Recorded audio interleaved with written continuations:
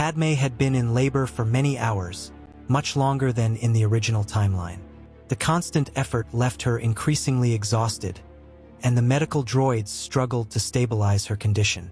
Yoda watched in silence, while Obi-Wan remained restless, pacing back and forth. Bail Organa waited beside the droids, his expression heavy with tension. The atmosphere was charged, as if everyone there knew that something even greater was approaching. Meanwhile, Palpatine observed the newly transformed figure of Vader, still in fury from his physical and emotional pain. With his voice loaded with venom, the Emperor declared, "She is dead, Lord Vader." The young Sith stopped, his heavy breathing echoing. "No, I can feel her," he responded. An explosion of hatred coursed through Anakin's body, breaking equipment around him. Palpatine only smiled silently, believing that rage would consume him completely. But instead of kneeling, Vader turned and left the room without saying a word. Palpatine, surprised, raised only an eyebrow before murmuring to himself, "Let him go. He will return." Deep down, he believed that the current of the dark side would keep him trapped. However, Vader was already determined to follow his own intuition, guided by a force that the Emperor could not control. Inside a ship, still with his body burning internally and in pain, Vader closed his eyes. The Force invaded him like a torrent, bringing visions. He saw Padme crying, as in the nightmares that tormented him before. He saw her look of despair, the screams of pain, and then a clear image arose in his mind. Polis Massa. He didn't know how, but he was absolutely certain that was where he should go. When the ship landed at the medical station, a dense silence took over the corridor, which became narrow when the dark figure appeared. The mechanical breathing filled the environment, and Obi-Wan immediately raised his saber, his gaze loaded with distrust and anger. "Stay back! Who are you?" he said firmly, ready to defend Padme. Yoda also positioned himself in front, the green saber illuminating his small figure. Vader did not move against them. His voice came muffled by the modulator. "It is I, Anakin." The silence weighed even more. Obi-Wan, taken by incredulity, took a step forward and roared, "It's impossible! Anakin is dead. I saw him die." Then, slowly, Vader brought his hands to the newly placed helmet. Still in pain from the recent burns, he removed it before everyone. The metallic sound echoed in the corridor, and finally the burned and disfigured face was shown. "You didn't see me die, Master. You saw me burn." The expression of astonishment took hold of Obi-Wan. His arm trembled, unable to lower the saber, his eyes wide before what he could not believe was possible. Even Yoda remained motionless, absorbing the revelation. Bail Organa, in the background, brought his hand to his face, not believing what he witnessed. Vader replaced the helmet, the breathing returning to echo heavily. "I will not harm her. Padme needs me." His voice, once dominated by rage, sounded firm, but loaded with something deeper. The shock remained stamped on the faces of Obi-Wan and Yoda, who could not respond immediately. Obi-Wan, composing himself, responded harshly, "You tried to kill her, Anakin. I saw her faint." For a moment, silence dominated the room, until Vader lowered his gaze. Yoda remained firm, but his expression softened slightly. "Harm her you will not. Let him go." Obi-Wan took time to yield, but finally turned off the saber, although his eyes did not hide the distrust. Vader replaced the helmet, the metallic breathing returning to fill the environment. Without waiting further, he crossed the corridor and entered the room where Padme fought for her life. Padme raised her teary eyes, confused by the figure approaching. "Is it you? Who is there?" Vader approached the bed, his voice lower, almost broken. "It is I, Padme. It is I, Anakin." Tears ran down her face, and for the first time in many hours, a glimmer of hope lit up. Yoda and Obi-Wan watched from a distance, prepared to intervene, but surprised not to sense intention of aggression. "What is that mask? Take it off. I cannot. I ended up getting hurt. I needed to breathe." She remained without understanding, doubting. Then he said, "Remember when Obi-Wan and I rescued the Chancellor? You appeared hidden in the hangar, saying you were pregnant. Remember that moment and concentrate." Padme then became certain that her husband was there by her side. The contractions intensified, and the medical droids began the procedure. After long and painful screams, an acute cry echoed through the room. "It's a boy," announced one of the droids. Padme, with a weak but tender voice, said, "Luke." Vader extended his arms and held the baby for the first time. The weight of that life in his arms made his breathing change, as if a new sense had been revealed. Soon after, another cry filled the environment. "A girl," declared the droid. Padme cried with emotion, "Leia!" Vader took her in his arms, and for a moment the dark side seemed to recede within him. His mechanical hand trembled, but not with anger, but with the fragility of that moment. Looking at the children, he murmured, "I thought everything was lost." Padme smiled, weak but alive. "As long as we are together, it never will be. They are our new hope." The cry of Luke and Leia still echoed when the medical droids took the children for quick examinations and Padme could finally rest. Vader remained beside her for a few moments, observing his wife's tired breathing, until Yoda and Obi-Wan asked him to withdraw. "Outside the room, speak we must," said the ancient master. Reluctantly, Vader left, his heavy steps echoing in the metallic corridor, while his heart still vibrated with the birth of the children. In the adjacent hall, Obi-Wan was the first to break the silence. His voice was loaded with rancor and despair. "What have you done, Anakin?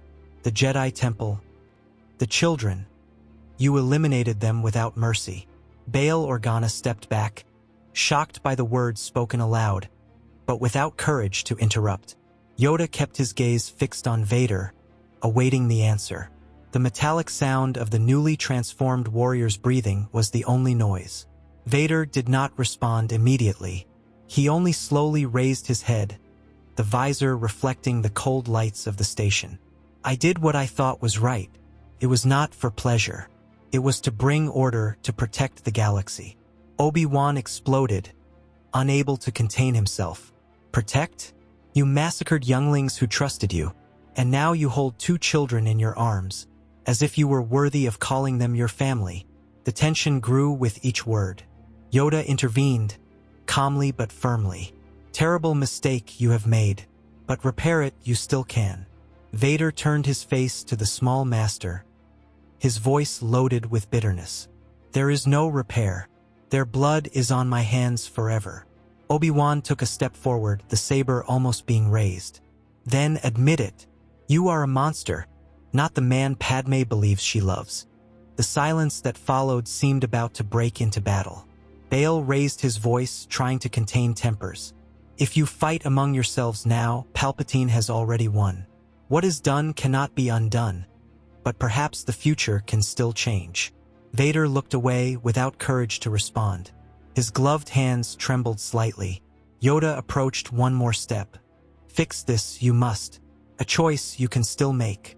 Vader sighed, his breathing echoing through the modulator. "There's no going back. Nothing can erase what I did." The voice was cold, but there was something broken in it. Yoda narrowed his eyes and replied, "Destroy the Emperor you must. If a path exists, it is this one."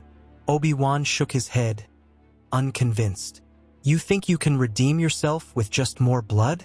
Bail watched in silence, the political weight of those words echoing in his mind. "He already dominates the Senate," said Vader after a few seconds. "Even if I face him, it won't change anything. Everything is already lost." Bail, however, reacted immediately. "Not yet. He doesn't control everyone. Many senators still resist, and I can help them. If you turn against him, there's still a chance to restore the Republic." The senator's tone sounded firm, but also pleading. Obi-Wan passed his hand over his face, taken by frustration. "You always believed everything was lost, Anakin. It was that fear that brought you here, and now you use the same excuse to hide behind him." Vader slowly turned his face, staring at his former master. Don't talk to me about fear, Obi-Wan.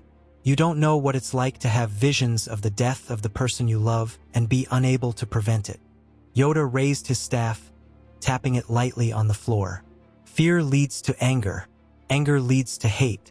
Hate leads to suffering. In the cycle, trapped you are. The echo of his words made silence dominate the room for a moment. Bail breathed deeply and added, "If you really want to change the galaxy's destiny, you'll have to do it together. There's no point in each one pulling to one side." Vader remained silent, the sound of metallic breathing echoing heavily. His gaze, invisible behind the helmet, was distant, lost between the pain of the past and the fragile hope that was beginning to be born. Obi-Wan crossed his arms, still taken by rancor, but hesitating to break the fragile balance. "If you don't choose now, Anakin, soon there will be nothing to save." Padme was not present, but her voice seemed to resonate within everyone's mind. The children were the true hope. What they would do at that moment would define their destiny. Vader clenched his fists and then released them, unable to give an answer. Yoda stared at him and said, "Difficult your road will be, but a path there still is." The weight of that phrase hung suspended, like a final judgment that still awaited execution. The meeting ended without a clear decision. Vader returned to Padme in silence, while Obi-Wan and Yoda looked at each other, heavy with doubt and fear. Bail Organa, in contrast, seemed to nurture a spark of hope. The night at Polis Massa was far from over. Padme rested with the babies under the droid's surveillance, while the four men carried the weight of decisions that would change the galaxy. Yoda sat in silence, his staff resting on the floor. Obi-Wan remained standing, arms crossed and gaze fixed on Vader. Bail Organa tried to maintain calm, but his breathing revealed anxiety. Vader stayed near the door, motionless like a statue, observing everyone. Bail then said, "Palpatine has already declared emergency control. He has support from a good part of the Senate, but not from everyone. There are still voices willing to resist. If we can expose what he truly is, perhaps we can cut his ascension before it's too late." The senator looked at Vader, expecting a reaction, but the metallic sound of breathing was his only response. Obi-Wan couldn't resist. "You saw him, Anakin. You know he's a Sith. If you testify, if you show his true face, we can bring him down." Vader slowly turned the helmet toward his former master. "And what do you think they would do to me? Would they absolve me or execute me in front of the Senate?" Obi-Wan clenched his fist, but didn't respond. The guilt was exposed, but also the fragility of the proposal. Yoda intervened with a grave voice. "Sacrifices we all must make. But if the Sith does not fall, eternal shadow we will have. Prove his identity we need." The phrase hung in the air. Bail placed his hands on the table. "We can gather trustworthy senators. Mon Mothma, perhaps others. But we need courage here inside." His gaze passed from Yoda to Obi-Wan, and then stopped at Vader. "Courage?" responded Vader. "You call that courage? I killed younglings at the Jedi Temple. Innocent blood is on my hands. The entire galaxy would call me a monster." Obi-Wan retorted, his voice choked. "And that's exactly what you became." The room became charged, the words echoing like invisible blows. Yoda did not look away. "A monster you are not. Lost you are. Find yourself, you still can." Bail raised his voice, firmer than before. "Anakin, you have children now. You cannot let them grow up under Palpatine's dominion. He will use them as weapons or worse. If you do nothing, the Empire's shadow will fall on them before they even learn to walk."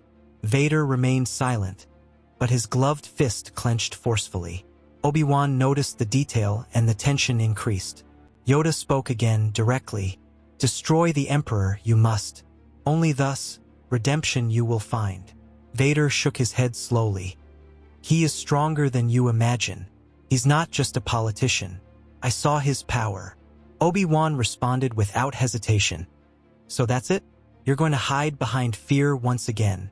Vader advanced one step, the metallic voice echoing through the hall. "Don't talk to me about fear, Obi-Wan. I saw Padme die in my visions. I did everything to prevent it. And now, if I turn against him, he will come after her, after Luke, after Leia. You don't understand. Bail replied immediately. And if you don't act, he'll take them from you anyway. That's his game. The senator's phrase made silence return. Vader breathed deeply, and the room seemed to narrow around him. Obi-Wan murmured lower. I fought by your side, trusted you, and yet I wonder if anything remains of the Anakin I knew.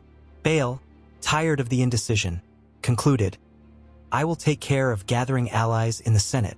You Jedi must prepare an offensive, and you, Anakin, must decide now which side you're on. The Republic will not survive your doubt. Vader remained silent, only his breathing filling the air.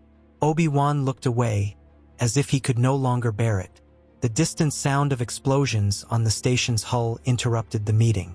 The room shook, and R2-D2, who was waiting in the corridor, beeped in despair. Bail ran to the window and saw Imperial cruisers approaching. He found us, he said, his voice taken by terror. Yoda rose quickly, saber already in hand. Obi-Wan looked at Vader, his eyes loaded with urgency. The time to choose has come. Vader remained still, but within him the conflict intensified. The weight of his past choices clashed with the hope represented by Luke and Leia.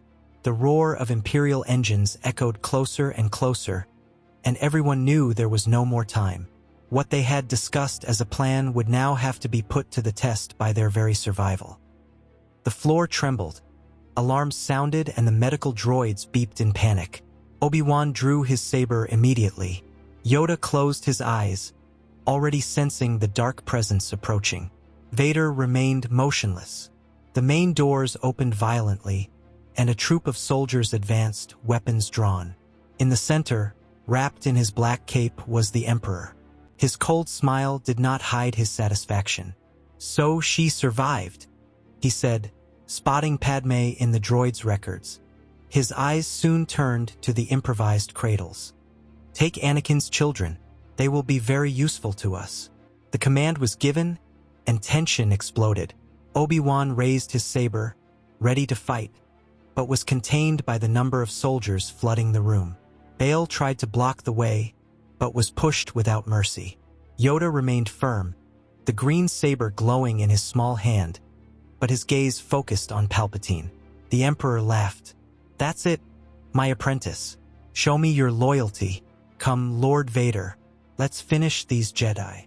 Two soldiers took Luke from the droid's arms, while others tore Leia from the bed beside Padme. The senator's weak scream echoed, trying to prevent in vain. Vader took a step forward, hesitant, his breathing panting. No, don't touch them. Palpatine stared at him, satisfied. Then prove yourself. Come with me, kill the Jedi, and come stay with your children. Vader remained motionless, the conflict stamped in every breath. Obi-Wan screamed, desperate, Don't do this, Anakin. Fight with us. Help us defeat him. Yoda also raised his voice. Choose now you must, either light or darkness. Palpatine, smiling, reinforced the pressure. They no longer trust you, my apprentice. Only I can guarantee your family's life. The sound of the babies crying cut everyone's heart. Vader clenched his fists, trembling with rage and fear. Finally, he responded with the metallic voice, Yes, Master. Obi-Wan was astonished, unable to believe what he heard. Bail, desperate, ran to Padme, who cried weakly in her bed, seeing the children being taken. The scene was one of pure desolation. The sabers ignited amidst the chaos. Vader launched himself against Obi-Wan, the blue and red blades clashing in sparks of fury. Yoda attacked Palpatine, his movements quick and agile, dodging each lightning bolt thrown by the Sith. Bail dragged Padme behind a partition, trying to protect her from the shots crossing the hall. The medical field had become a battlefield. Obi-Wan screamed during combat, No, Anakin, you don't need to do this. Your children are the galaxy's hope, not your prison. But Vader responded with increasingly stronger blows, his voice echoing from inside the helmet. He's with them, They're more important than all of you. I won't lose them." Each word came accompanied by a violent blow, as if trying to convince himself. Palpatine, with eyes full of cruelty, launched lightning against Yoda, forcing him to retreat toward where Padme still was. The Emperor smiled, manipulating the situation so that the senator's death would seem inevitable. "Ah, Master Yoda, so close to her. A small accident, and tragedy will complete my triumph." Yoda deflected the lightning, protecting Padme. "Deceived you are. Kill her, you will not." Vader's gaze found the scene. Palpatine was trying to strike Padme, the same woman he had sworn to save. A knot tightened in his chest. For a moment, the blows against Obi-Wan ceased. The heavy breathing echoed even louder, and a different fury grew within him. It was not hatred against the Jedi, but against the very master who now revealed his true intention. With a roar, Vader advanced against Palpatine. The lightning struck him, burning his armor from within, but he did not let go. "You will not touch her," he screamed, lifting the Emperor above his head. The discharges spread throughout the apprentice's body, but his strength did not yield. Palpatine's face contorted in terror, the first time the master saw death so close. In a final movement, Vader hurled Palpatine toward Obi-Wan. The Jedi Master, taken by instinct, raised his saber and pierced the Sith's body. A scream of pain echoed, and lightning exploded throughout the hall, illuminating everyone. Vader fell to his knees, his armor smoking, his chest in agony. Obi-Wan ran to him, seeing the man he had once called brother about to succumb. Vader's body lay on the station floor when the echoes of combat dissipated. The silence over Polis Massa was heavy, almost reverent. No celebration was there, only the sensation that something immense had been decided by blood and choice. Yoda approached with slow steps, collected his saber and remained a few seconds in silence, as if trying to decipher what the Force whispered about that destiny. Obi-Wan knelt beside the man who had been his friend and his enemy. His hands trembled as he touched the inert shoulder, remembering shared moments that seemed from another life. Bail Organa, still in shock, looked at Padme, at the babies wrapped in blankets, and realized that the price paid had been too high, and that, even so, there resided the spark to rebuild the galaxy. Padme managed to sit up supported by the droids and, with a weak voice, walked to Anakin's body. She placed her hand on the burned face, the features now peaceful, and allowed the tears to come. "You came back to me?" she murmured between sobs, carrying in each syllable the relief and pain of everything they had been through. Bail stood beside her, offering political and human support, knowing that his role now would require courage and compassion in equal measure. Obi-Wan, in silence, held Luke and Leia, returning them to their mother with a care that more resembled a blessing. The reunion was contained, intimate, and everyone there felt the weight of the new story being born in that instant. It was afterward, at the climax of the scene, that moment of farewell came like a blade of light. Vader, already exhausted, felt his breath failing. With supreme effort, he raised his hands, removed his helmet and, with his marked face and weak voice, said, "Forgive me, Padme. Forgive me, Master. Take care of my children," and died. The silence that followed was so dense it seemed to carry centuries. The phrase was engraved in the memories of those who were there, not as an epitaph of glory, but as the final confession of a divided man who chose to protect his family in the last act. With the Emperor's fall and Anakin's sacrifice, the news ran quickly through the galaxy. The power vacuum left the Senate in immediate risk of chaos, but also opened space for the reaction of those who still believed in the Republic. Bail Organa assumed interim political leadership, immediately articulating a coalition of senators willing to restore the institutions. His speeches were direct: hold the guilty accountable, rebuild the law, protect the innocent. Coruscant breathed cautiously, but with a new breath. The Imperial shadow had been interrupted before becoming absolute. Padme, recovering gradually, resumed her place as senator with a new moral authority. Her survival became a living symbol of resistance to authoritarianism. Her voice in the Senate was heard with even more attention, as she spoke not only of policies, but of lives saved and sacrifices made. She worked alongside Bail to build measures that would reestablish public trust, investigative commissions, Senate security reforms, and guarantees that never again would an individual accumulate so much power. Her presence helped hold the fragile fabric of democracy while wounds were tended. Meanwhile, Obi-Wan and Yoda took on the arduous task of rebuilding the Jedi Order. It was not about restoring old structures without reflection. The flaws that led to corruption and fear needed to be faced. Yoda said the Order should learn from the mistake and become more compassionate, less rigid. Obi-Wan, marked by loss, swore that the new training of apprentices would include wisdom to deal with attachment and human weakness.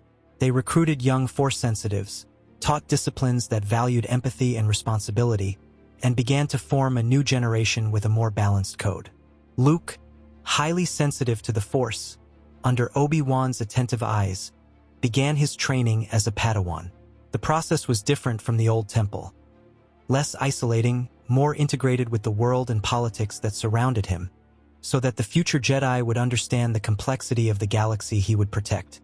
Obi-Wan saw in Luke traits of his father, raw talent, intensity, and an opportunity to correct what had failed. The young Padawan had grown up with stories of sacrifice and redemption, and his formation reflected that heritage. Leia, in turn, remained by her mother's side. The education she received had an emphasis on leadership, oratory, and public service, all tempered by teachings about justice and compassion.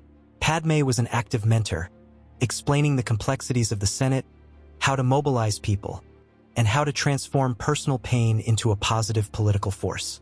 Leia grew attentive to the nuances of power, learning to fight for causes without being consumed by hatred. Thus, the galaxy moved forward. The names and lessons remained, and the new order that emerged carried within itself the promise that hope had finally been reborn with sacrifice and courage.